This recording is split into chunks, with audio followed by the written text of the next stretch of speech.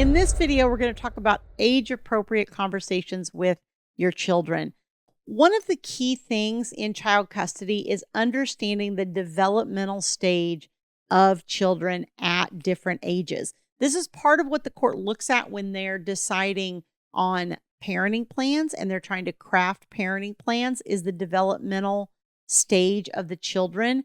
And it also comes into play when we start talking about having conversations with them. And when I'm talking about conversations, I'm talking about in the context of co-parenting, how much to share, how much not to share, because the children are the ones that are kind of caught in the middle.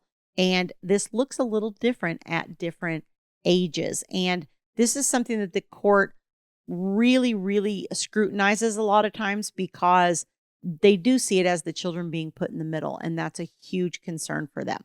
So we want to make sure that we're doing it correctly. And when I say correctly, I don't mean how you and I think we would correctly communicate with our children, but how the court wants you to do this, because this is something that if you're in a court case, you could very well upset the court by doing it differently than what they think that you should. Before we dive into this, let me just remind you, if you like this content, you find it helpful, don't forget to hit like on this video. Also subscribe to the channel so that you get notified as new videos are released. What is an age-appropriate conversation? Well, okay, let's first start with the really, really young ones, right? If you have babies, you have whatever, like they don't know, right? They don't, I shouldn't say that. They're absorbing a lot more than you think they are, but we're not generally, most people are not talking to babies about, what's going on the other parent's end. I hope you're not. You shouldn't do that, even if it is just a baby, because again, babies absorb more than we think that they do.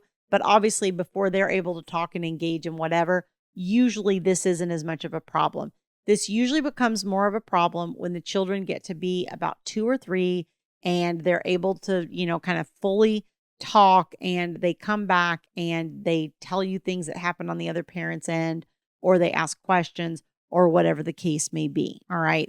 That's usually when the problem starts. And then of course it goes all the way through until they're 18. And honestly, even after they're 18, I would tell you that to a certain extent, you really shouldn't be talking to them about certain things because they don't want to know. They don't want to be caught in the middle of the two of you. My children are 30 and 34. They still don't want to be caught in the middle of me and their dad, so I really try not to talk to them at all about their dad or anything that happens that involves me and him, which is, not too much at this point with the kids being grown, but occasionally there is some kind of thing that happens, or a grandkid is born, or there's something that brings us into the same space. When your child is in that 3 to 4 year old range, what generally starts to happen, and I find this actually happens a little bit closer to 4, is they start becoming kind of cognitively a little bit more aware at 4. And this is the age usually where children will figure out that a lot of other parents are together and mine are not. Okay. A lot of times it's the first awareness of that. And some kids get angry about that. Some kids really want to know, like they'll try to figure out what happened, whose fault it is, different things around that. And what I always tell people is, look, no matter what question your child is asking you at any age, I don't care if they're 2 or 15, what they're really asking in their own way is there something I need to be worried about? Am I at risk of being disrupted in some way, or my life being affected? That's really what they want to know. And that question can come in all different kinds of contexts about all kinds of different things. And we usually put our adult meaning on it, but I find that that's usually the root of what they're trying to get to, regardless of what the question is. They're wanting to know, do I need to be worried? Am I going to lose one of my parents? Am I going to lose whatever? Because at the end of the day, children are little human beings just like us, and we're all, selfish and self-centered to some degree.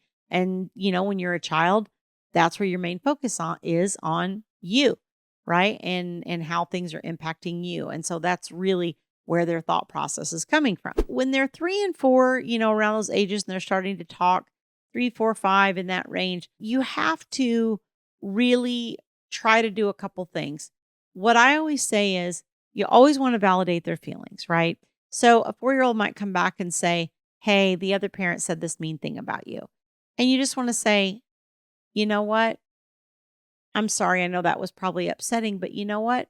It's okay. That's between me and the other parent. Not your job to defend me. It's all right.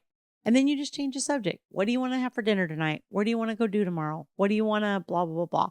Redirect. It's called redirecting a child, okay? And there's a great course called Redirecting Children's Behavior. If you have not heard of that and are not aware of it, I took it very early on in my divorce process, and it was very, very helpful, particularly if you've got an order to not use corporal punishment or something like that. It can be really helpful. Essentially, what we're trying to do in all these situations, and this is true all the way through, even when they're teenagers, we want to validate their feelings, right? And then the second thing we want to do is try to take that weight off their shoulders, because children carry so much of that burden. Not that we ask them to or do anything to cause that. They just naturally try to solve the problem between their parents, between the people they love, right? So I always am trying to take that burden off of the children's shoulders and to, like I said, then just change the subject. And that's pretty easy to do, is the good news at 3, 4, and 5. Pretty easy. And what you don't want to do is to try to ask more questions. Oh, well, we were in a new car. Oh, really? Did your other parent buy a new car? Oh, what color is it? Oh, what kind of car is it? Oh, what, don't do any of that. Like you first of all, you probably aren't even going to get correct answers, right? Out of a 3, 4, 5-year-old. But second of all, that's putting the child in the middle. And eventually that leads to a lot of stress for the child. The next sort of cognitive jump, I think, after 4 that I typically see in working with people is about 8. Okay, around 8, we get another cognitive jump in the child. And this is the point at which a lot of children will start developing symptoms of anxiety, or they'll have tummy aches, or they'll have all these kinds of things.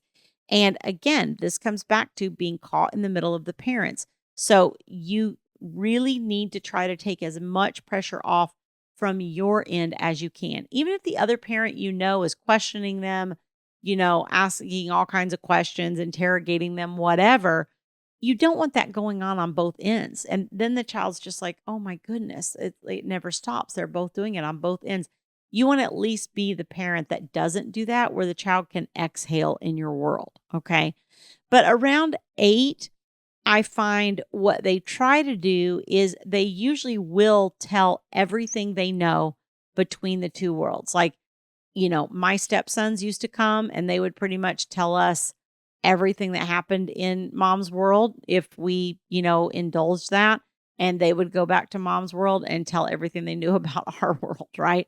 It's just they haven't learned that filter. They don't understand what's appropriate and what isn't. They don't understand that you, as parents, you're having conflict, or that certain things are upsetting for you to hear about the other parent or whatever. They haven't figured that out yet. Okay. And what I used to do with my stepsons, what Thomas and I used to do, is we would try to not really engage in the conversation, right? Just say, oh, well, if they say, oh, well, we went to Disneyland. Oh, well, that's great. Sounds like that was probably a pretty fun trip. I am sure you guys had a great time.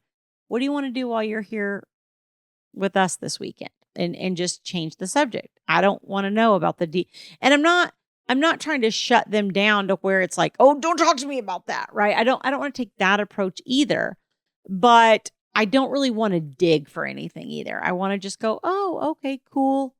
Move on, right? If it's something positive, you don't really have to worry so much about taking the weight off their shoulders, other than to just say, oh, great, I bet that was a lot of fun. Right. And sometimes it's hard for us because it's like, oh, this person hasn't paid their support, but they can take the kids to Disneyland. Right. That's things the kids don't know is going on. We might know that, but the kids don't know that. And so we don't want to put that on them. Okay. So if it's something positive, you're just going to be positive about it. If it's something negative, you're going to just try to take the weight off of them. It's not their job to solve that problem. And you're going to try to just change the subject and move on. And again, I think at around 8 or so in particular is when we do start to see some form of anxiety manifest in children that do feel kind of caught in the middle in those ways. At that age, again, pretty much everything you do or say, just know it's going to go back to the other side. So we were very filtered in our home about what we did and didn't talk about in front of the children by the sheer fact that we didn't want the other parent to know. And I think that that can be a little challenging, especially if you did live together up to that point or you were in the same household. It's like we're not used to filtering our children out of our daily lives, right? They're in the house, they pretty much observe everything, absorb everything.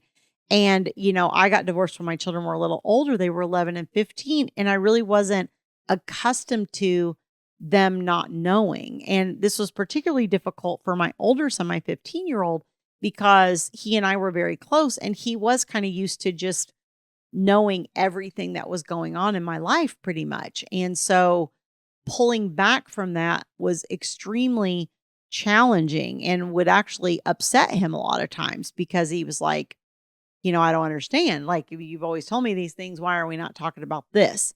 So it does have its challenges at different ages. But if you're, getting this experience earlier on in your children's lives, then I would say just make it a habit right from the outset of things that you don't dig. And, your children will kind of get the message without you just coming right out and saying it directly. They'll understand that, oh, okay, we just don't really, they don't ask a lot of questions. My other parent doesn't ask a lot of questions. We just let it go, whatever. They will start to get it. Now, when they get to be, I think 10 to 12 is kind of the next sort of cognition jump point. And I think at 10 to 12, what happens is they start to understand these two people have conflict and I'm better off not saying things about certain things in the other world because it upsets one of them, right? So they sort of learn to compartmentalize and they learn what stays in one world and what stays in the other world. And usually this is the point where your children will shut down more and not be talking to you as much about the other parent's household.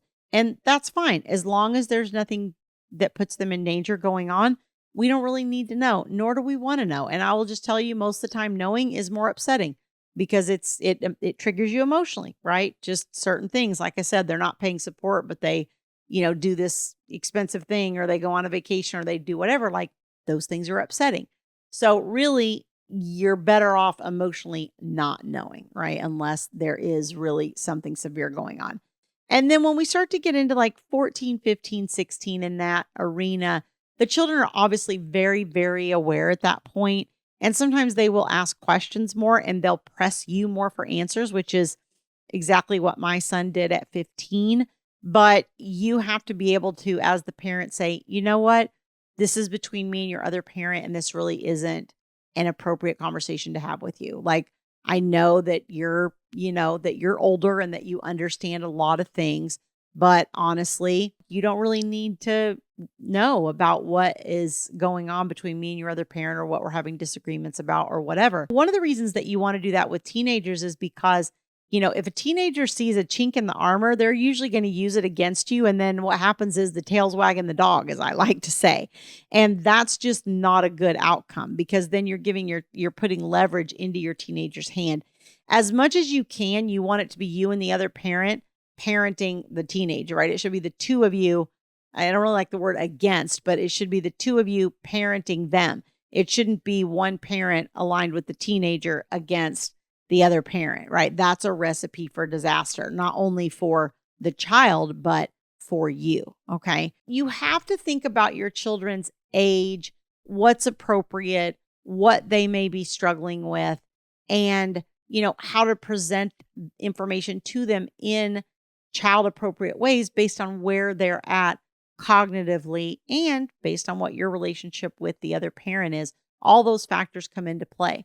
Right. So it can be a very nuanced situation. You have to take all those different things into consideration. If you would like help managing things with your children, how to talk to your children and all that type of stuff, you can go to divorceuniversityonline.com/VIP-coaching. There is information on that page on my group coaching programs for moms and for dads. And there's also information on my one-on-one VIP coaching services. If you have a little bit more complicated case or you just want that higher level of support, that might be the better option for you. So you can check that out as well. Thanks for joining me. I'll see you guys next time.